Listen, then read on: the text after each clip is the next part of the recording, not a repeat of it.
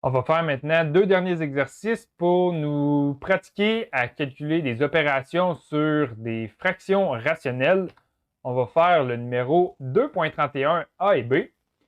En 2.31, on nous demande d'effectuer des opérations et on nous demande est-ce que le résultat que ça nous donne, c'est le résultat qui nous est présenté ici. Donc d'abord, en A, on a 1 sur A plus 1 sur B. Et est-ce que le résultat que ça nous donne, c'est 1 divisé par A plus B?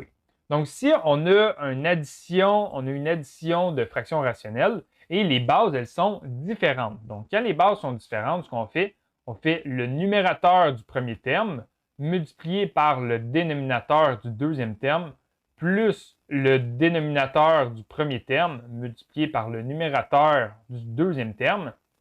Et ça, on va diviser ça par la multiplication de nos deux dénominateurs, donc A fois B. Donc, quand on simplifie, 1 fois B, ça nous donne B, plus 1 fois A, ça nous donne A, divisé par A fois B. Donc, quand on fait l'addition de ces deux fractions rationnelles-là, ça nous donne B plus A divisé par AB, qui est différent de 1 sur A plus B. Donc, ça ici, ce n'est pas égal. On va faire ensuite le B. On a x au carré moins 25 divisé par x moins 5. On a une fraction rationnelle. Premièrement, on doit essayer de la simplifier. Au numérateur ici, on a x au carré moins 25. C'est la même chose qu'écrire x au carré moins 5 au carré divisé par x moins 5. Et x au carré moins 5 au carré, quand on factorise, on peut utiliser la différence de carré, ce qui nous donne x moins 5 multiplié par x plus 5.